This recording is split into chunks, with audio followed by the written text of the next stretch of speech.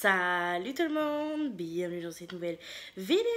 Comme vous l'aurez vu dans le titre, aujourd'hui on se retrouve pour une story time. Oui, ça fait très longtemps, je crois que la seule fois où je l'ai faite, c'était pour mes boucles d'oreilles. Et aujourd'hui, j'avais très envie de vous faire une nouvelle story time.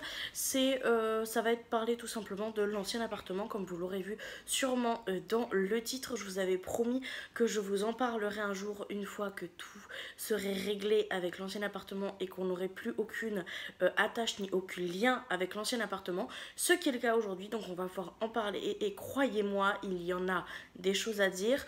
Je tiens juste à préciser que je ne vais ni dire les noms des propriétaires, ce qui est normal, ni dire le nom de l'agence, pour éviter tout simplement toute procédure par la suite pour nous faire fermer notre gueule.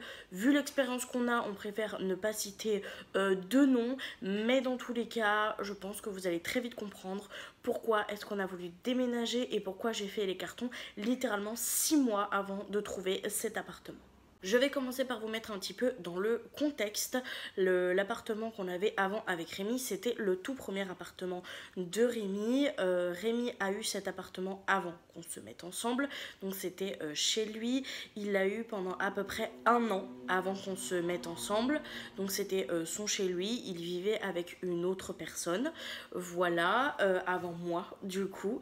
Et quand moi je suis arrivée du coup 1 an après, les choses ont un petit peu changé au niveau de l'appartement, tout simplement parce que quand Rémi, lui, y vivait, que ça soit lui seul, parce qu'il y a une période évidemment où il habitait seul, et avec du coup son ex-compagne, l'appartement était à quasi vide, à 80% vide. C'est comme ça, Rémi n'avait pas forcément les moyens, il venait de trouver un travail, il avait également d'autres priorités que de meubler son appartement et de construire, on va dire entre gros guillemets, sa maison. Donc c'était vraiment très vide. Il y avait un matelas au sol, il y avait des petits meubles, genre des toutes petites commodes, des trucs comme ça. Avant, mais vraiment très peu de choses. Et quand son ex-compagne est partie, en gros, elle a tout pris. Et du coup, il restait à Rémi très clairement que un matelas au sol et tout simplement les meubles qui existaient déjà dans l'appartement. Et en gros, des sacs où il stockait, des sacs de courses où il stockait toutes ses affaires. Voilà, donc je mets cet aparté là, c'est pas pour redescendre Rémi ou quoi que ce soit, c'est juste que ça va être très important pour le reste de la story time. Donc, si vous avez bien compris, cet appartement a toujours été quasi vide ou vide en fait. Vraiment, il y avait tout l'étage, parce que ça se comportait en fait d'une entrée où on avait un étage avec notre cuisine salon en fait, et ensuite on redescendait par des escaliers et on avait du coup l'espace chambre et une pièce séparée avec la salle de bain et le WC dans la même pièce. Voilà. Et donc l'espace d'en haut, qui est l'espace cuisine, lui a toujours été à 100% vide. C'est-à-dire qu'à part le frigo de Rémi, il n'y a jamais rien eu d'autre comme meuble, comme gros meuble. Évidemment, il avait découvert, il avait tout ça, hein. C'est juste qu'il n'y avait pas de canapé, il n'y avait pas de table basse, il n'y avait pas de table à manger ou quoi que ce soit. C'était vraiment un espace qui était complètement vide, et ça pendant toute l'année où il a vécu du coup sans moi dans cet appartement. Par contre, pour le bas, c'est un petit peu différent, comme je vous l'ai dit, puisqu'il y avait du coup le matelas où il dormait, mais à l'époque où il était du coup avec son ex-compagne, il y avait quand même quelques petits meubles de rangement, mais des meubles légers. Vous voyez, c'est pas des meubles en bois, c'est pas des vrais meubles, c'est plus, enfin, techniquement c'est des vrais meubles, mais vous voyez, c'est le genre de meubles qu'on peut acheter chez Jiffy par exemple. Voilà, vous savez, avec du tissu, des petites barres, etc. C'était ces meubles-là qui du coup sont très légers et surtout très aérés. C'est aussi important pour le reste de l'histoire. Donc voilà, moi quand je me suis mise en couple avec Rémi, je passais des week-ends chez lui et j'avais déjà un petit problème de santé quand j'étais chez lui. C'est que, il y avait une odeur légère, hein, mais un peu de moisissure, vous voyez, d'humidité, qui n'était pas forcément très agréable, et je faisais quand même pas mal de crises d'asthme quand j'étais chez lui. Après, faut savoir que je n'avais jamais été en ville, je n'avais jamais connu une pollution extrême à ce point-là, donc sur l'instant T, je pensais qu'en fait c'était la pollution qui me faisait faire du coup toutes ces crises d'asthme là, et au niveau de l'humidité, je me suis dit que c'était peut-être juste parce que c'était un vieil immeuble et que voilà. Donc ça c'est à retenir aussi pour la suite.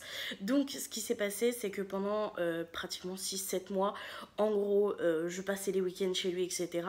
Ce qui s'est passé également c'est que du coup pour son anniversaire je lui ai acheté en fait un petit peu des meubles. Parce que comme je vous l'ai dit, Rémi à l'époque ce n'était absolument pas sa priorité financière de se meubler. C'était une garçonnière, il était très content, il avait son lit pour dormir, il avait ses sacs où stocker ses affaires, il avait sa laverie à 5 minutes à pied, donc franchement il se cassait pas les pieds, ça lui convenait très très bien. Mais pour son anniversaire j'ai quand même voulu lui faire une petite surprise et du coup je suis allée à Jiffy pour acheter ces fameux meubles en question qui sont des meubles très légers et très aériens. Donc je lui avais pris juste un portant où on pouvait du coup suspendre toutes ses chemises parce que Rémi a toujours été fan de chemises, donc il a toujours eu en vêtements que sa petite collection de chemises et ses vestes. Je lui avais acheté aussi un petit meuble pour mettre en dessous du portant pour ranger ses paires de chaussures. Je lui avais pris aussi une petite étagère qui se fixait avec des plaques et des petits angles en plastique pour pouvoir ranger tous ses DVD, toutes ses figurines, etc. C'était pas la meilleure niveau qualité, on va pas se mentir, mais comme toutes ses affaires étaient en poche et qu'il pouvait pas en profiter, en fait je me suis dit que ça serait une bonne idée de faire cette étagère là.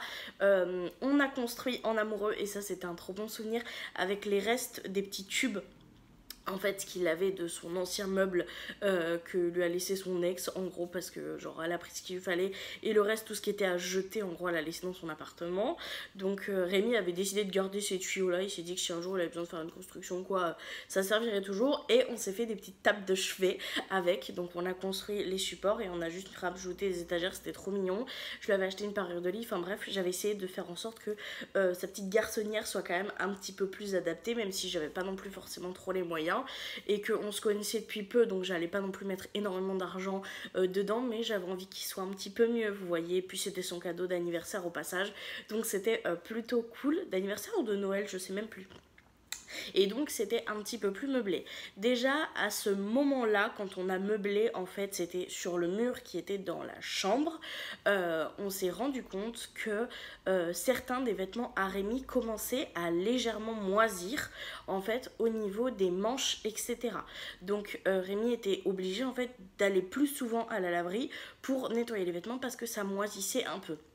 Donc là on s'est dit oula c'est un peu problématique et tout, et du coup on a juste changé le portant de place en se disant que ça allait bien aller. Et honnêtement c'était pas si catastrophique que ça, on nettoyait un petit peu les meubles et comme Rémi changeait souvent en fait de chemise et qu'il en avait pas énormément, ça avait pas vraiment le temps d'énormément moisir. Si c'était un petit peu touché, il mettait au lavage et c'était terminé, mais c'était vraiment très en surface en fait. Donc on s'est dit que bah c'était pas grave, vous voyez, on a pris l'habitude de il changeait très souvent de chemise, donc il mettait dans son bac à linge et il vérifiait avant d'aller s'il n'y en avait pas une qui était touchée. C'était assez rare comme je vous l'ai dit, puisque il avait très peu de chemises et qu'il changeait tous les jours, donc à la fin de la semaine pratiquement toutes ses chemises y passaient. Donc il n'y avait pas vraiment de stockage de vêtements extrême, mais pour l'instant ça convenait. On a eu ensuite le premier confinement que j'ai décidé de passer avec mon chéri. Premier confinement qui a été complètement dramatique pour nous psychologiquement parlant, puisque nous nous sommes retrouvés enfermés dans un appartement.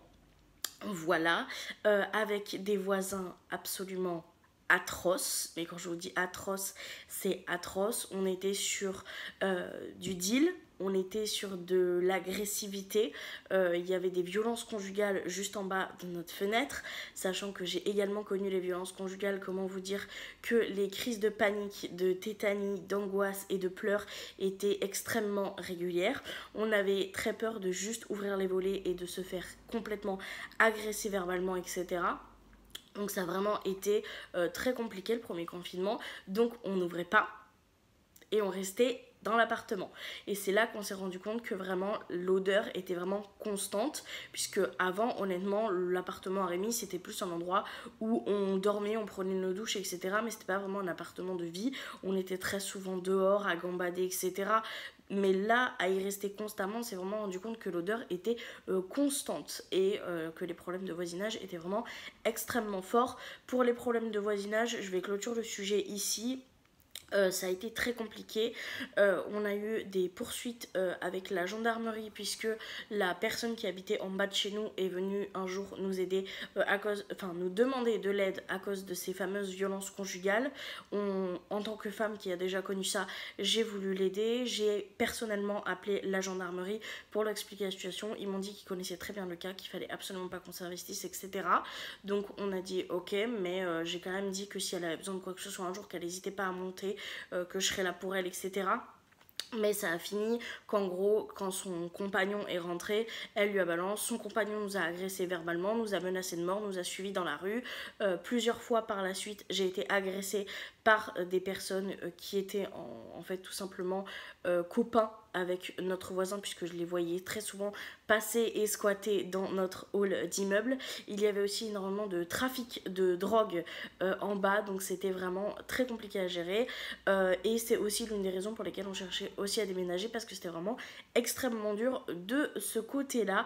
On a eu beaucoup de chance d'avoir en fait une voisine de palier absolument adorable, donc ça c'était le point positif, et honnêtement elle me manque un peu maintenant que j'habite ici, mais je suis quand même très contente d'avoir déménagé, un pour les soucis de voisinage et deux pour les soucis d'appartement que je vais continuer de vous raconter. Ce qui s'est passé du coup pour l'appartement, c'est qu'on a très clairement subi cet appartement-là pendant tout le confinement. C'était pas facile pour moi puisque j'avais quand même l'habitude d'avoir un petit peu mon confort, je vais pas vous mentir. Et en plus de ça, cette odeur était vraiment gênante. Je trouvais que la moisissure était quand même assez présente en fait. Trop pour moi qui avait déjà vécu dans la moisissure et qui avait tout fait pour partir avec mes parents de cet endroit qui moisissait très clairement, et du coup j'avais quand même l'habitude des traitements, des produits à faire et tout, et je l'avais quand même très très régulièrement pour éviter que ça revienne. Donc c'était un petit peu frustrant, un petit peu saoulant, mais c'est pas grave. À la fin de ce confinement-là, du coup, j'ai eu des petits problèmes personnels et Rémi a décidé de me proposer de venir vivre chez lui. Donc j'ai bien évidemment accepté, mais comme j'avais quand même l'habitude de mon confort, je vous laisse deviner qu'un matelas, un mini portant et une petite étagère en plastique, pour moi, ça ne me convenait absolument pas, surtout vu le taux d'affaires que je possédais. Donc très clairement, ce que j'ai fait, c'est que quand j'ai aménagé avec lui, j'ai ramené très clairement le 3/4 de mes affaires, et j'ai également meublé l'appartement à Rémi. Donc on l'a meublé avec un lit et plus juste un matelas. J'ai commandé des tables de chevet, j'ai ramené le dressing que mon papa m'avait offert, que je possédais chez mes parents. C'était un dressing qui lui avait coûté à l'époque pratiquement 500 euros. Donc il y avait deux grandes tours et un meuble central avec une tringle et un petit meuble comme ça. Voilà, donc ça j'étais trop contente. Donc on l'avait mis sur ce fameux mur où il y avait déjà le portant et les petits meubles. J'avais pris une étagère également pour ranger un petit peu les affaires. Et à l'étage, première fois qu'il avait été meublé, puisque on a pris un canapé. Je vais pas vous mentir, le canapé ça a été un don, le meuble de télé ça a été un don. Il y a des choses que j'ai achetées, d'autres que j'ai ramenées et d'autres qui a été des dons. Donc voilà, donc on avait le canapé, le meuble de télé, un meuble de stockage. J'ai rajouté également un meuble de cuisine, une étagère pour pouvoir mettre le micro-ondes, etc. Donc vraiment l'appartement a été complètement meublé, pas du premier coup. On a été sur la moitié du meublage quand j'ai déménagé avec mes affaires et les dons qu'on a pu recevoir, et le reste ça a été en 2-3 mois. On a fait les achats au fur et à mesure, et d'ailleurs j'ai également acheté ma coiffeuse à ce moment-là. Donc voilà, donc l'appartement à Rémi était meublé, c'était franchement plutôt cool. Par contre, c'est là qu'a clairement commencé les ennuis, puisque sachant que l'appartement était meublé, les murs respiraient beaucoup moins, l'hiver arrivait, et on s'est très vite rendu compte que la moisissure était complètement en expansion dans l'appartement. Faut savoir qu'on a eu le muret en fait d'en dessous de la fenêtre qui s'est littéralement effondré. Donc nous avions un trou sous la fenêtre qui menait à dehors en plein hiver, qu'on devait combler par exemple avec des serviettes, etc. À savoir que quand on a rendu l'appartement, les propriétaires étaient complètement choqués de tout ce qu'on leur avait dit. Donc on n'a jamais eu le dernier fond de cette histoire. Est-ce que les propriétaires le savaient et ont fait les choquer pour pas trop qu'en gros on s'énerve contre eux pendant la visite de rendre l'appartement, ou est-ce que c'est réel et qu'elle n'était pas au courant et que l'agence ne faisait pas son travail pour transmettre les informations? Honnêtement, je pense que c'est quelque chose qu'on ne saura jamais, mais il y a eu beaucoup de problèmes qui s'en sont décousus de cet aménagement avec les meubles. Bon, déjà on a eu l'effondrement du muret, ce qui est déjà énorme.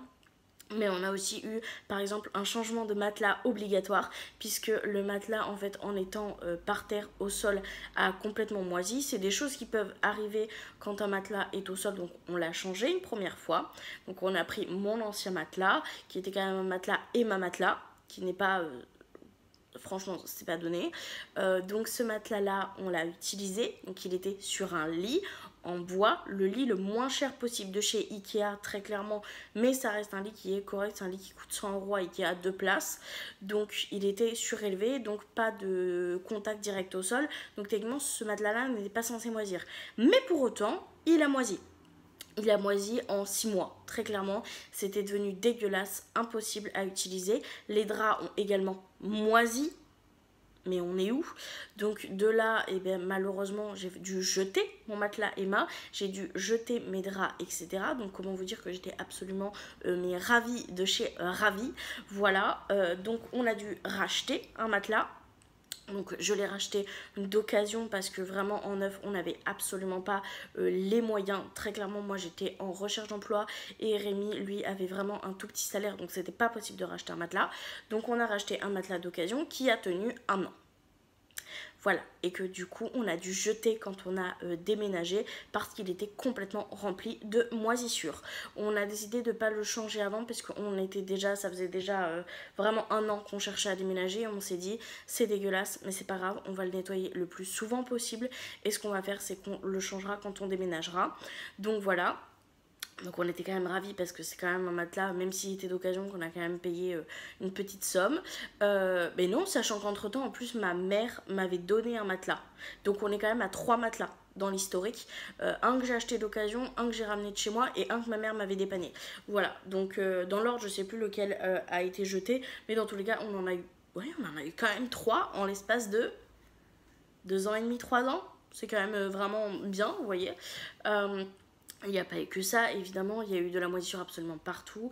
On a dû jeter des quantités astronomiques de vêtements.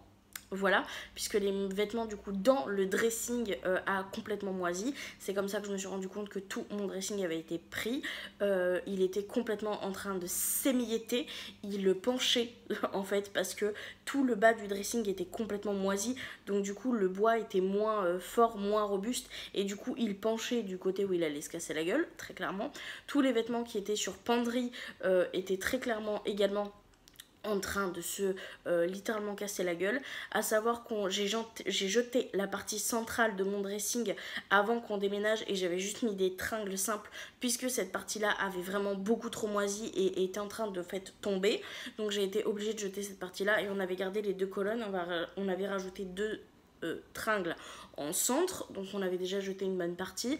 Donc ce dressing là qui était un dressing que mon papa m'avait offert, qui je tenais beaucoup, j'ai dû également m'en débarrasser quand on a déménagé.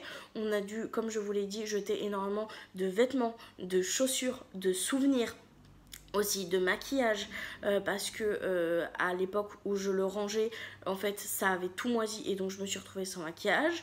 Donc voilà, ma coiffeuse je l'avais achetée, j'étais trop contente. J'ai décidé de la revendre à une copine parce que je voyais qu'elle commençait à être attaquée, je devais la nettoyer tous les jours, etc. Donc j'avais décidé de la revendre et pourtant j'avais mis toutes mes économies dedans parce que je rêvais d'avoir une coiffeuse. Au niveau de l'étage c'était pareil, mais sauf que comme on avait beaucoup moins meublé, il y avait juste le canapé en centre de pièces et le meuble de télé a complètement moisi, c'est un fait, les câbles de la télé ont également moisi, j'étais complètement complètement dégoûtée, mais ça on a pu le rattraper, j'ai juste lavé le câble et ça allait. Il y a quelques petits soucis au niveau de la télé, je pense qu'en fait les prises étaient également humides et donc ça m'a pas cramé ma télé, mais on a vraiment des petits problèmes de bug en fait quand on branche la télé, donc je verrai si on peut potentiellement changer le récepteur, enfin le câble, je verrai ça. Pour l'instant on l'a gardé, on s'en est pas encore occupé puisque j'en ai racheté une à une copine d'occasion qu'on n'avait pas branché, qu'on avait gardé pour le prochain appartement, donc ça c'est très très cool pour nous maintenant du coup, mais c'est pas très cool parce que ça a abîmé l'autre télévision. On a aussi eu un frigo qui a cramé, donc il a fallu qu'on se rachète un frigo puisque c'était littéralement en fait vital quoi. Pareil pour le micro-ondes qu'on a dû changer, l'électroménager cramé au fur et à mesure à l'étage. Voilà, donc on branchait jamais les téléphones à l'étage parce qu'on savait que voilà, trop humide.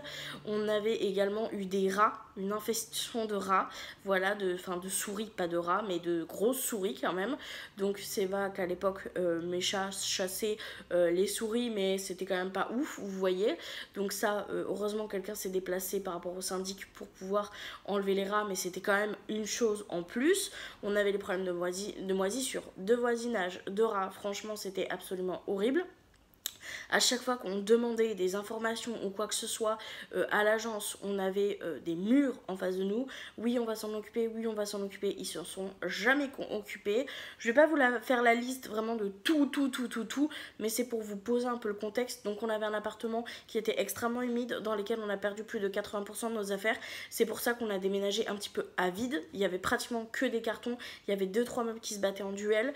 On a dû tout racheter quand on est arrivé ici. Meubles de télé, donc télévision que j'avais acheté un peu à l'avance, table de salon, le canapé, qui est le canapé que j'ai pu récupérer de mon papa, donc ça va, mais c'est quand même quelque chose que j'ai dû récupérer alors qu'on avait déjà un canapé de base qui a également complètement moisi, donc ça c'est génial. Il a fallu qu'on se rachète un lit, il a fallu qu'on se rachète un canapé. Pour les tables de chevet que j'ai dû les modifier, c'est-à-dire que j'ai pu nettoyer tout le meuble en question, mais il a fallu que je change tous les fonds parce que tous les fonds avaient moisi. Donc voilà, c'est encore un investissement. J'ai perdu du coup tout mon dressing. Heureusement que dans cet appartement là il y avait des placards muraux qui étaient tout simplement déjà équipés. On a eu aussi beaucoup de chance que la cuisine ici soit complètement équipée puisqu'on n'avait pas pu ramener en fait les meubles de cuisine que nous on avait rajouté et acheté. Et donc c'était vraiment très très compliqué pour nous, mais c'est surtout le déménagement qui a été une véritable épreuve puisque nous avons posé du coup notre préavis. À la seconde où on a signé cet appartement là, on a déjà commencé à aménager. Quand on a eu du coup les clés, on faisait les allers-retours pour aller acheter les meubles à Jiffy, les monter directement ici. On a dormi très clairement comme des chiens ici une bonne partie, à juste avoir un matelas gonflable, mais on préférait tout simplement dormir dans cet appartement vide là plutôt que dormir dans l'appartement qui était encore plein là-bas. Pour vous dire, premièrement pour les problèmes de voisinage qui pour moi avaient vraiment détruit ma santé mentale, et pour la moisissure qui avait détruit ma santé tout court. Voilà. Donc ça a été très compliqué puisqu'on dormait un peu en camping, mais honnêtement on avait connu pire, donc c'était vraiment pas grave. Mais le véritable souci a été le déménagement en lui-même. On a du coup déménagé un jour avec un ami qui nous a aidés, et j'étais censée garder la voiture en bas avec la remorque parce qu'on faisait des allers-retours.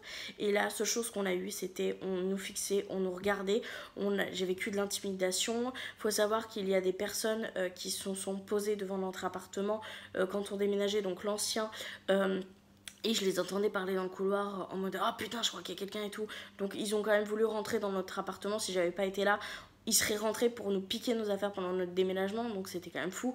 On a vécu des petits vols à répétition, genre à chaque fois que j'achetais un paillasson, je le mettais, il était volé. Il y avait aussi eu des soucis avec son ex dans cet appartement-là, qui continue à nous faire chier puisqu'elle savait où Rémi habitait. Mais bon bref, et quand on a du coup déménagé, le déménagement en lui-même a été compliqué et a été un véritable soulagement quand on est arrivé ici, je vais pas vous mentir. Mais le pire, ça a été le après. C'est-à-dire qu'après ça, ce qu'on a décidé de faire, c'est qu'on a décidé de repeindre l'appartement pour une raison très simple, c'est parce que les murs avaient jauni et que quand on a fait l'état des lieux, le premier état des lieux, on nous a dit qu'il faut les repeindre parce que tout simplement les murs avaient jauni, ce qui est normal. Les murs ont jauni parce que Rémi fumait à l'intérieur, donc ça c'est normal. Mais par contre, on ne pouvait pas dans tous les cas sortir la moisissure en fait. La moisissure était là. On a fait un peu le tour de l'appartement. Il y a eu des problèmes de latte à cause de l'humidité principalement et très clairement on nous a fait payer les sols. La peinture de l'escalier, il faut savoir que dès qu'on l'a passé la cince, la peinture était sur mon balai. Voilà, donc ça c'était génial.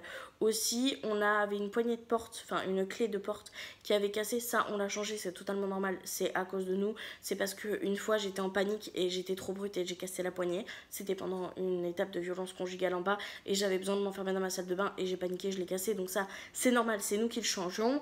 On a le truc du volet également qui a cassé. Ça, on a essayé de le changer, mais c'était un modèle trop vieux, donc on n'a pas pu le changer. Mais dans tous les cas, on a fait tout dans l'appartement pour le rendre dans le meilleur état possible par rapport à ce que nous, on avait dégradé.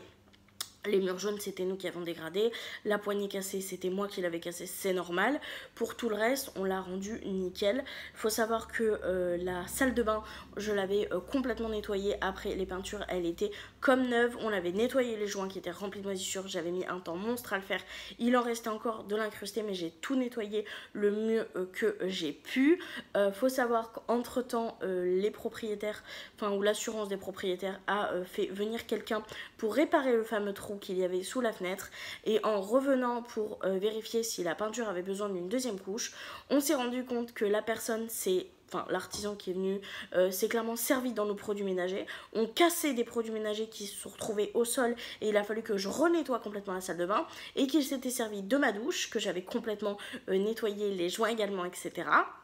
Voilà, et qu'il avait complètement salopé ma douche, mais vraiment avec des taches de peinture absolument partout, il y a une espèce de truc qui collait au fond, et il y avait un impact dans le pack de douche, impact qu'il n'y avait absolument pas dans le premier état des lieux qu'on avait fait, et on n'était pas là, donc c'est sûr que c'était cet artisan-là. Donc déjà, là vous avez le seum, parce que vous, quand vous allez devoir rendre les clés, bah, techniquement, comme vous étiez censé encore occuper l'appartement, c'est de votre faute, il y a un impact, donc on a appelé directement du coup l'agence qui nous a dit oui, vous inquiétez pas, on prend note, mais en gros c'était vous êtes sûr, oui on est sûr, on n'était pas là, on vit déjà dans l'appartement depuis 3 semaines en fait, donc à un moment donné c'est chiant.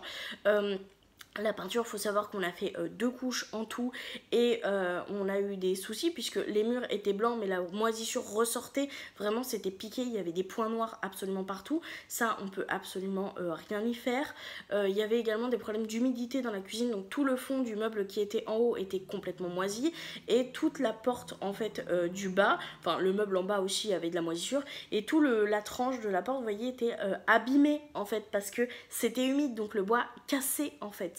Donc c'était très compliqué puisque on a reçu une facture absolument exorbitante.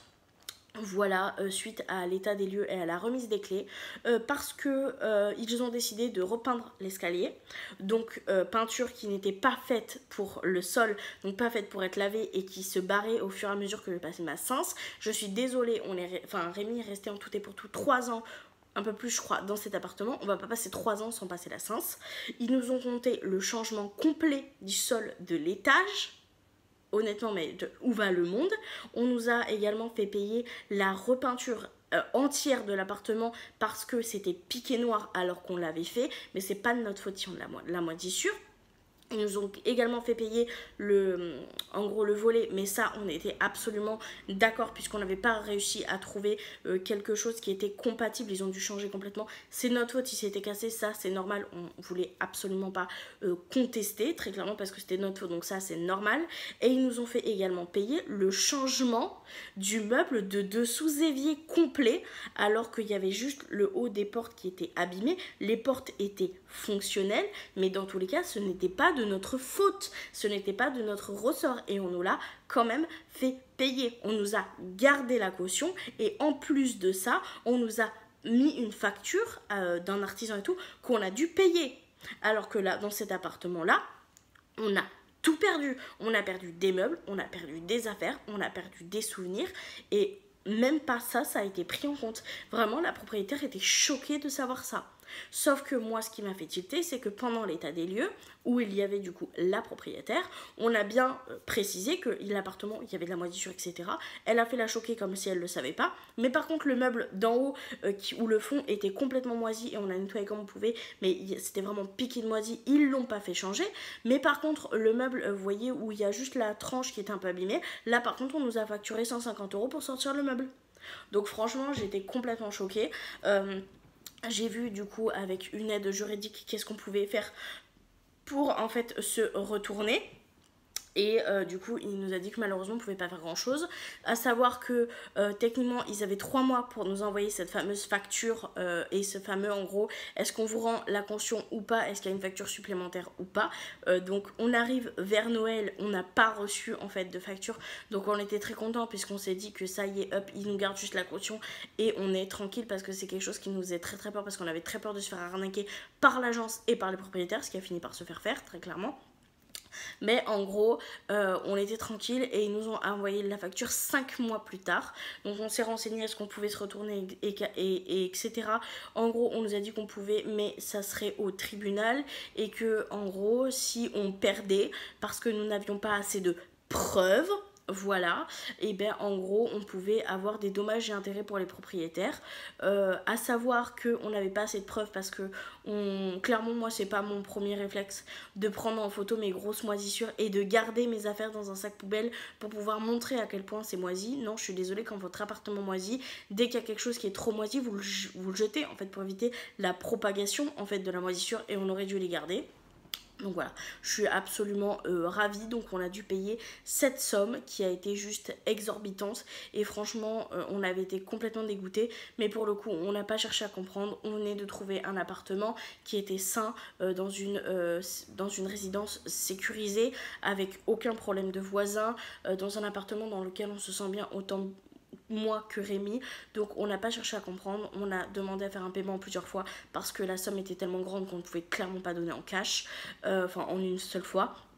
Donc on a décidé de payer pour avoir la paix, mais honnêtement je crois que c'était vraiment la pire expérience de toute notre vie. Et honnêtement je pense que si on est aussi heureux, aussi ravis de ce petit appartement de 30 mètres carrés, c'est aussi parce qu'on a vécu tout ça dans l'autre. Franchement cet appartement là c'est un pain béni, ça nous a redonné une seconde vie, un second souffle à Rémi.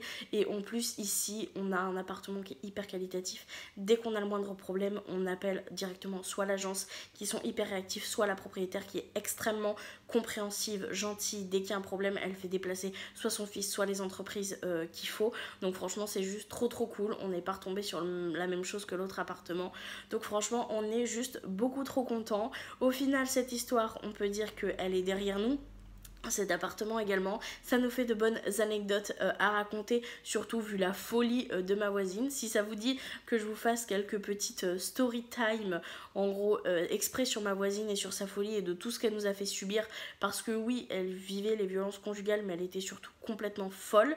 Et je dis pas ça en mode elle est tarée parce qu'elle reste, non, elle était vraiment folle, elle avait des problèmes psychiatriques et elle nous a vraiment fait passer des moments très compliqués, très gênants, mais surtout très drôles.